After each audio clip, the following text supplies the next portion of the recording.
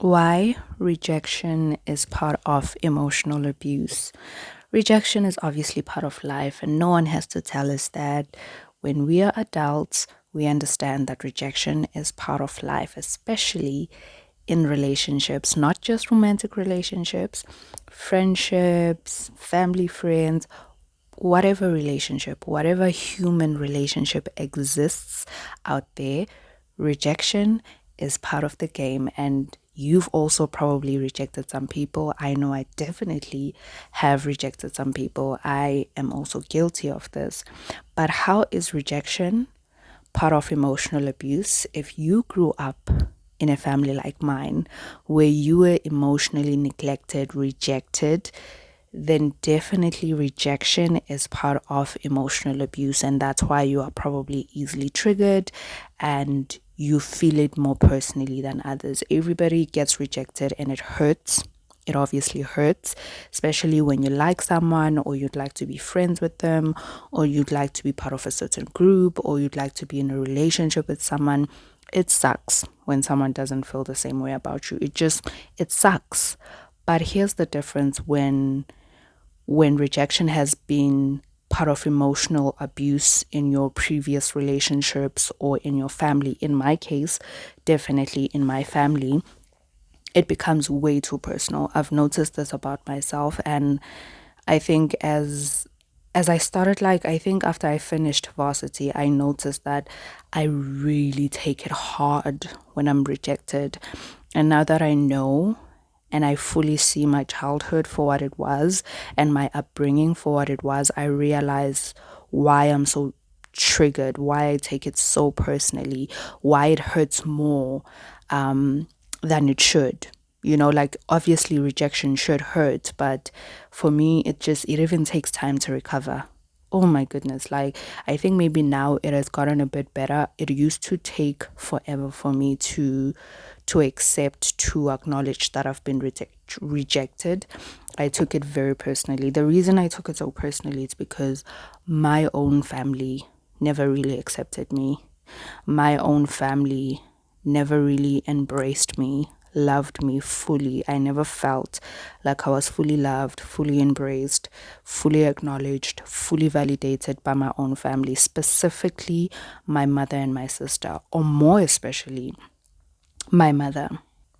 I think sometimes I sometimes find it a bit easier to, like, maybe just let my sister off the hook because she is just merely my sister, in as much as she did have a certain responsibility, a role and a duty to play in being like loving and embracing. But at the end of the day, she is just my sister, and my sister is younger than me. The one person who was supposed to lead by example in terms of like embracing one another, loving one another, genuinely being there for one another was my mother, and she failed dismally. She failed dismally. And this is no judgment on my mother's parenting skills. It's just a fact. And I think whenever parents hear this or other people they hear this, they're like, oh, wait until you have kids and then you'll see. Listen, I'm not asking for a perfect parent, and I'm not saying my mother should have been perfect. I'm not saying she should have gotten everything right, but good Lord, she really didn't get the essentials, not even a little bit right, not even 10%. No, like, totally failed. Totally failed. And that's not a matter of me not being a parent right now. It's a fact. It is a fact. And I think people who still use that excuse as to say, oh, you don't know what it's like being a parent. Yeah, it's difficult. And true as that may be, but I think it's just a way to justify how parents sometimes fail us, or maybe it's just a way to make yourself feel better, for the fact that your mother might have neglected you, might have not been emotionally available. And I think for a long time, I also did always say that, oh, my mother was a single mother. Sometimes she didn't have time to, hear about my problems, my struggles, my insecurities. Oh, my mother had to like work crazy hours, so she didn't have time for that. And those were valid reasons. My mother was a single mother. She did have crazy jobs and crazy hours of work. that she had to be like away from home. Those are valid reasons, but it still doesn't excuse or justify why she lacked so much. And I've spoken about this so many times on my episodes, that the one thing that gives me assurance that it wasn't just the fact that my mother, was working odd jobs or crazy hours, that made her to lack being there emotionally for us. Because when she finally got a good job where she wasn't working crazy hours, where life started to be a bit more comfortable and financially stable, she still was not able to give me that. So I I have this saying that I think is true. Honestly, I think is poverty covers a lot of issues. Like when you are poor, when you are struggling financially, when you are going through the most in life, it covers a lot of issues. Wait until you get a little bit more comfortable in life. Wait until like your finances start sorting themselves out, and then you'll start seeing how many issues you have between you or and your partner, or between you and your friends, or between you and your family. So I think at the time when we were struggling financially, when things were really rough, it was covering up the main issues. And when things got a bit more comfortable, they started surfacing, or at least for me, it started showing that, oh, wait, it's not that my mother was so crazy busy and always tired that she didn't have time to be there for me emotionally, mentally. It's just that she just was not willing to be there. Because, hey, look at my mother now in a comfortable job with a comfortable salary. But guess who is still not there emotionally for me? Guess who? Guess who? My mother.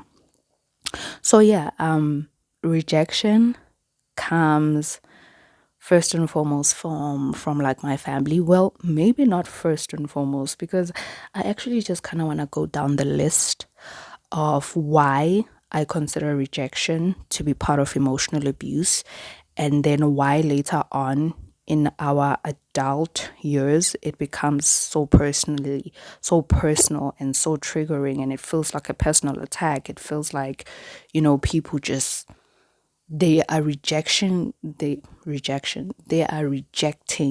your entire being. And I think for me, rejection has always played a part in just like questioning my self-worth, which should not be the case. If someone doesn't like you, it shouldn't get you to a point where you're just wondering, oh my goodness, like, am I worth it? Like, am I beautiful? Am I smart?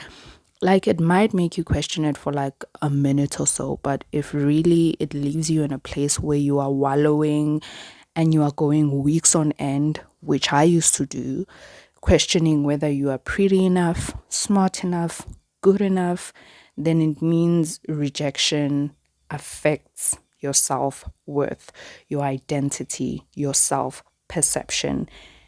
And that is why I consider rejection to be part of emotional abuse, because if it affects you to such a deep core level, it means that it must have been part of emotional abuse, whether in a previous relationship or in your childhood. In my case, it was my childhood, but then it transitioned rather to other relationships. And so as I grew up, I started just experiencing rejection, always taking personally. And I think from there, it's just a ripple effect.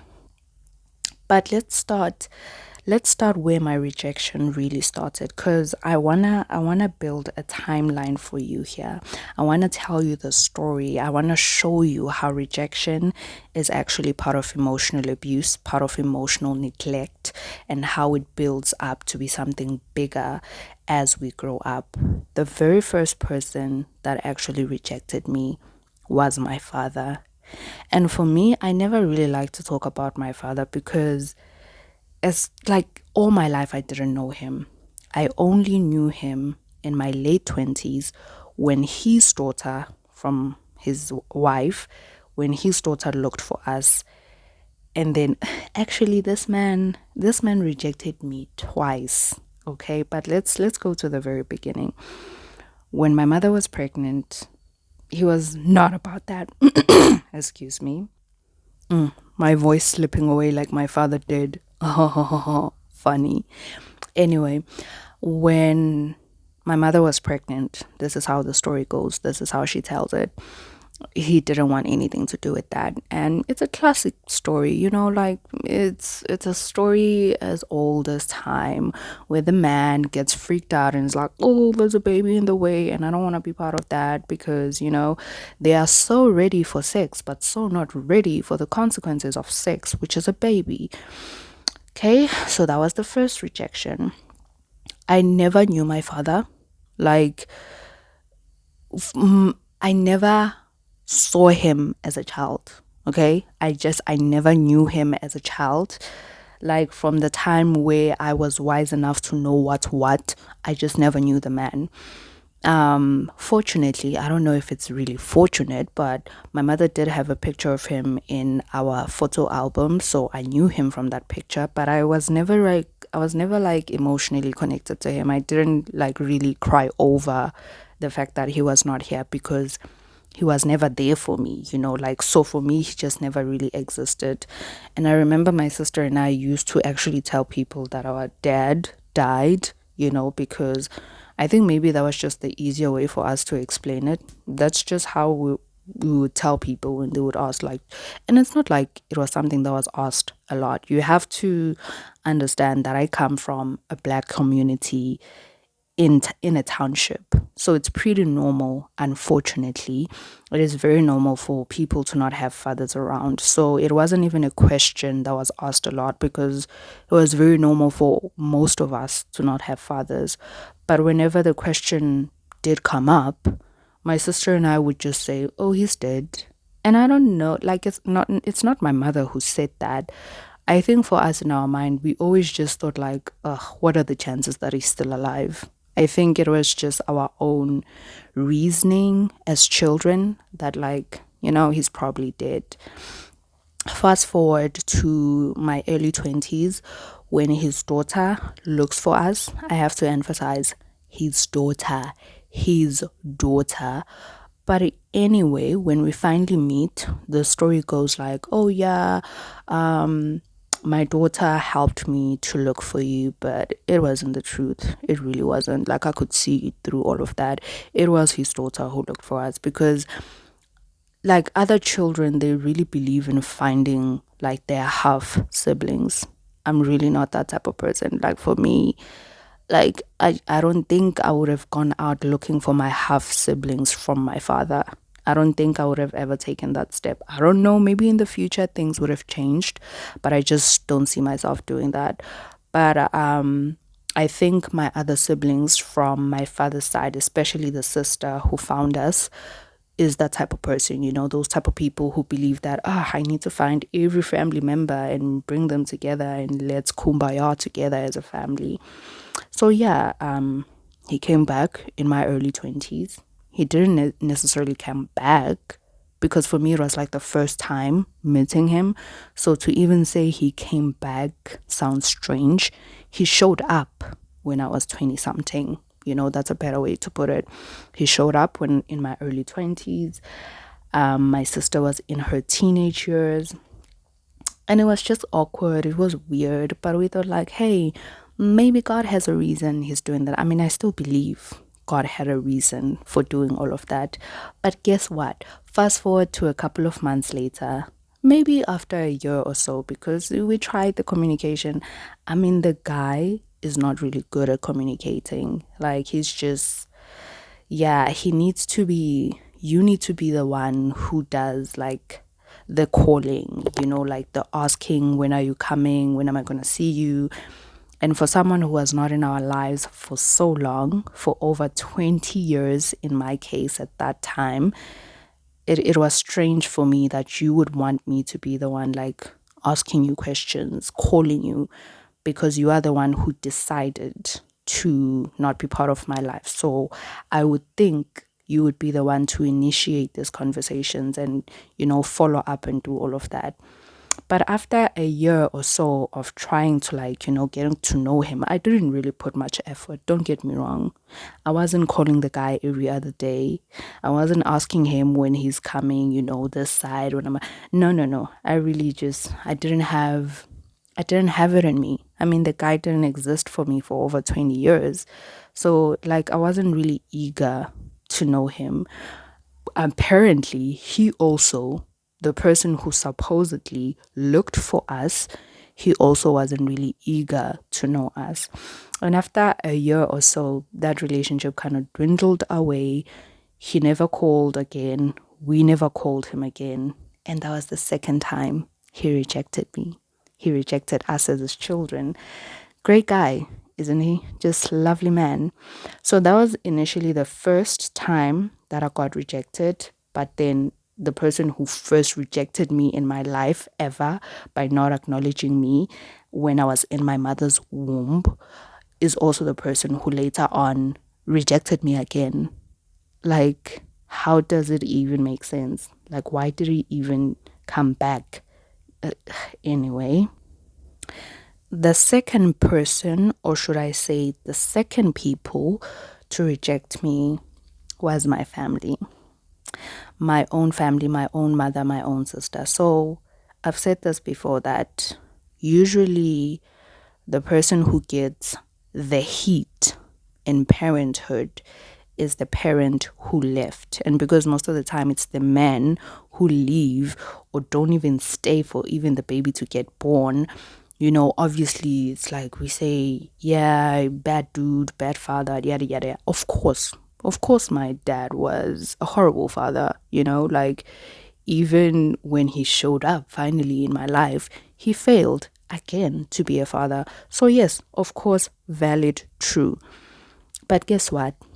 The parent who stayed, which was my mother, the mother who raised me, put food on my table, put a roof over my head, clothes on my back, worked odd jobs, tried by all means to put food on the table. That woman, yes, that woman, what you're thinking, like, oh, that great woman, that single, strong mother who stayed for her children. Yeah, that woman, that is the woman who rejected me emotionally.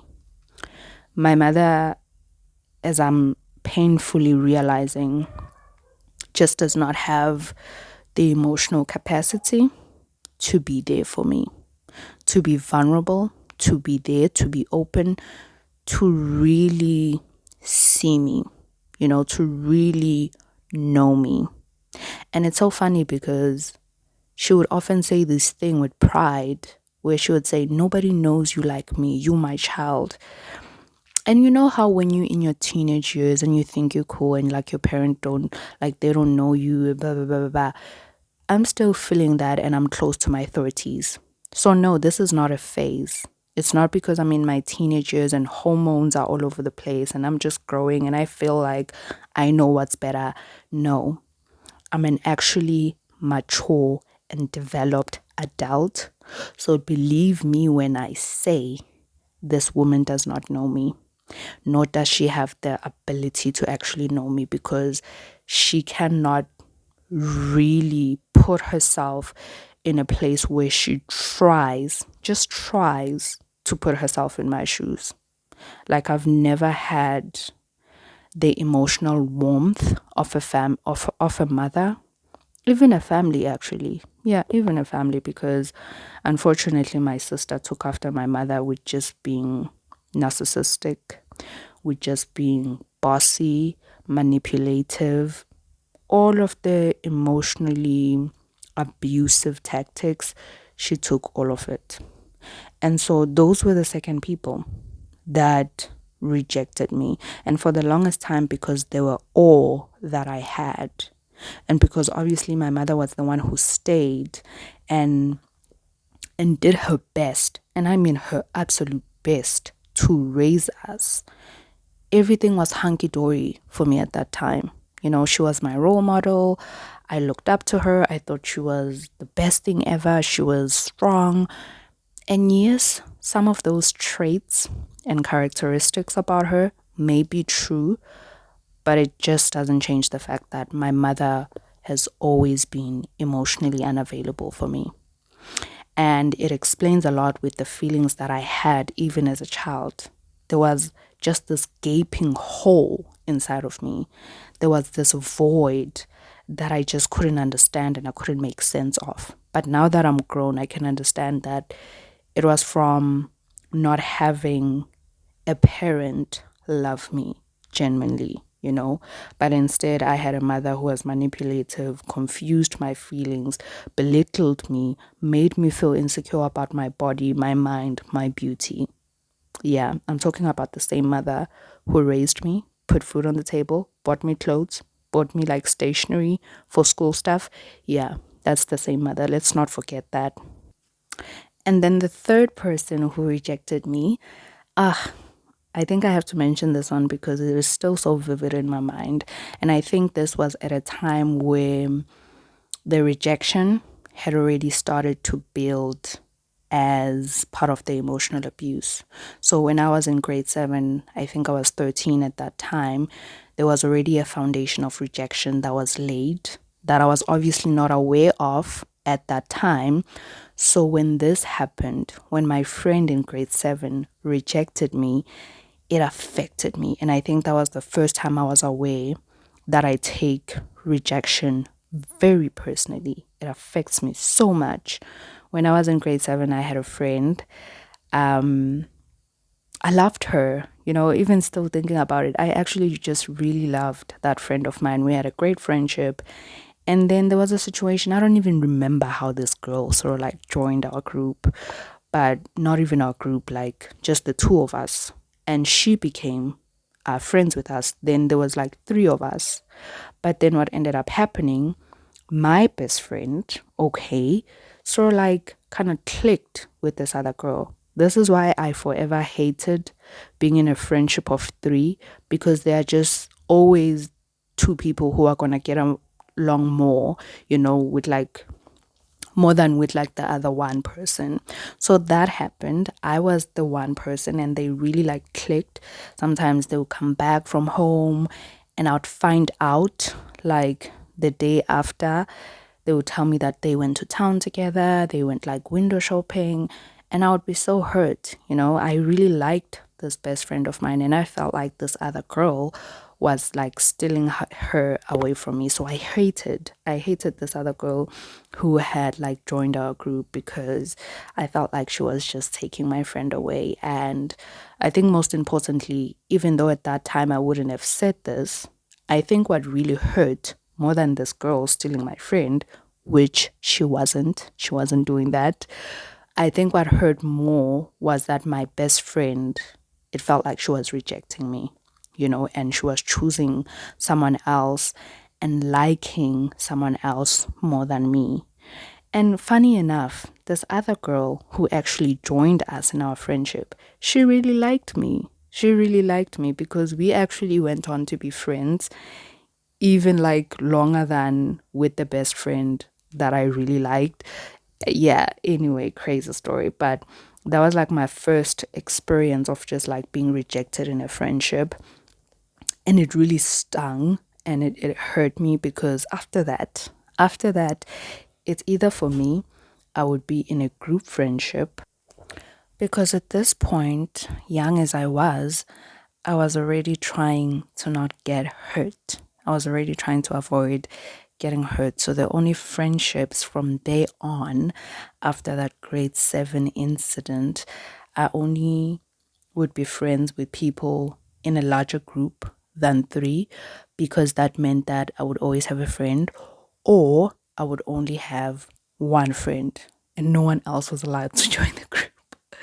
I don't even know how I would have prevented someone else joining like me and my other friend, but that was like my rationale at the time that I will only be friends with people in a group of like 4 or more friends, or it's only just gonna be me and one friend. And then the fourth person or people again that rejected me and sort of like hammered in the rejection scar was my high school obsession. Not even crush, obsession, because this obsession, this infatuation went on from high school to varsity. It took way longer than it needed to take, but I was really obsessed with the guy and I think what made me more obsessed with him, you know, it's so strange to me how we as humans we work, because the one thing, even at that time, even though I was not aware, what I craved was someone to embrace me, to love me. But the one thing that I seemed to start to chase was people who actually didn't want me. It was like, I think, a weird game, like subconscious game that I was not aware of, that I wanted the people who didn't want me. I wanted the people who didn't love me to love me. I wanted the people who didn't like me to like me. So I think at that time it was a matter of just fighting to be loved, to be liked, to be loved, to be accepted, to be validated. And so the fourth person or people was that obsession from high school, and then any guy, all the guys that I chased, that I thought I liked, that I wanted for them to like me. Oh, all of them. Rejection hammered in, but I will take responsibility for that one, because I think I developed a bad habit. I was not even aware of it, but I developed a bad habit of chasing people who didn't want me. So, this is why I'm saying that rejection is part of emotional abuse. Because now that when you used to being called ugly, you don't believe when someone tells you you're beautiful. In fact, you think they are lying to you. You think they are making fun of you, because you are so used to people calling you ugly that somehow that seems like it's normal. So, in a very strange, absurd way, that's what you're looking for. You're looking for someone who's going to belittle you, make you feel insecure, because that's what you're used to. It's not because you love feeling insecure. It's not because you love someone making you feel small or telling you that you're ugly. You obviously don't like that. But in some twisted way, that's what you want, because that is somehow become normal to you because of so many people, or the people who are close to you that you used to tell you that. So for me, it was the same thing in some twisted way, because I felt like with my own family, my own mother, and even the very first rejection, my father, even though I thought it never really affected me that much, even right now, I still don't think like my father abandoning me affected me that much. I think what affected me more was the fact that my mother, who stayed and raised us, was emotionally unavailable for me. But I would still count that rejection from my father as like part of the emotional trauma that got hammered in. And then my family just went on, and then with friends and on and on. And then it became a thing, a twisted pattern of looking for the same people who are not going to fully embrace me. And I would have to fight for them to love me. Because then if I met someone who just, found it easy to love me, it didn't seem real. It didn't seem genuine. Why? Because I was not used to that. Not because it was not real, but I was just not used to someone fully loving me, genuinely embracing me. That was not my norm. And then the fifth people who sort of like also rejected me were friends from varsity. But to be fair, I rejected them first.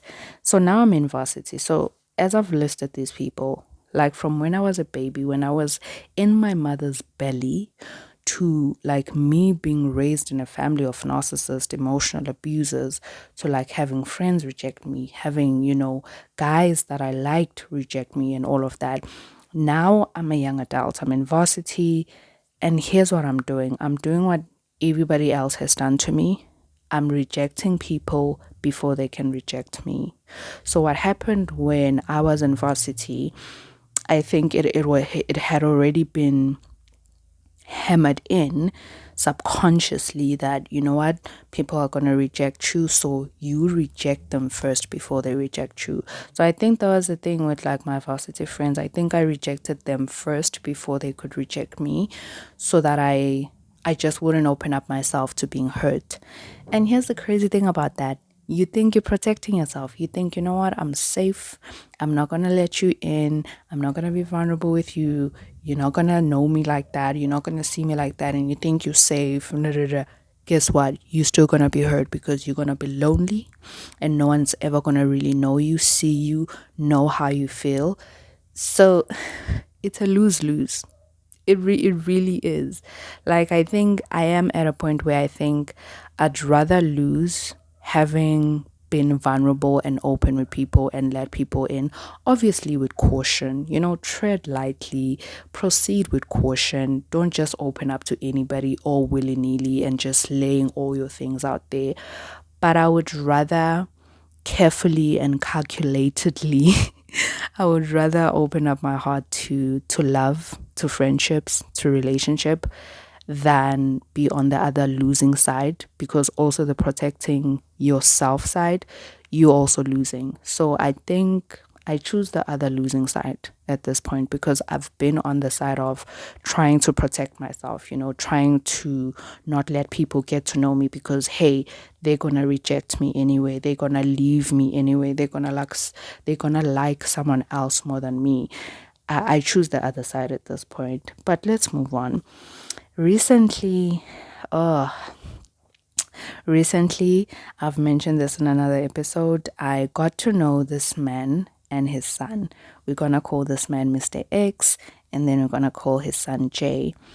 At first, I had a thing for Jay, but the more I got to know him, he's a little jerk, like he has just jerkish tendencies. He's lazy. He doesn't care to respond on WhatsApp.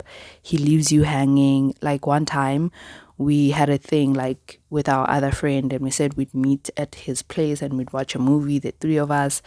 And then like Jay didn't like really show up. He showed up for like a few minutes and then went on to his like friends thing. He was supposed to bring the popcorn. When he came back, he was like, oh yeah, I didn't get that. He wasn't even apologetic about that. He has some really annoying tendencies. But anyway, I kind of liked him and I figured, hey, this could be like a brother situation because Jay's father, Mr. X, is sort of like my mentor and has been just really there for me. And he has been one person, the only person I've been able to talk to about what's happening here at home, what I've faced, in my childhood, all the emotional trauma. He's been the one person who's just been there, and listened. And every week, every other week, we'd go out for coffee and talk about, what I'm going through. And I think he sort of like opened the door for me to feel free to come to him and speak to him because I do not remember him explicitly saying that. I mean, there was one time where he said he would like for us to have like continuous conversations about this. But today I reached out to him last week Friday because I was in the pits. I was feeling just a lot of emotions. I was triggered. I just needed to talk. And we set the date for today. And today I went to him to speak to him. Got there because I do like some creative work for him. So did the work first and then, I waited for him to finish his work. But there was a vibe that I was getting. Here's the thing about me. And I think it's because I lived in with such an unpredictable mother. Her mood swings were all over the place. You never knew what could just like tick her off and whatnot. So I'm very perceptive and very good at reading an emotional vibe, at reading the room.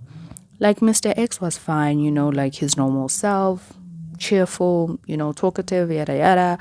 I briefed him a little bit about like what I wanted to talk to him about, and then he said he's got some stuff to do.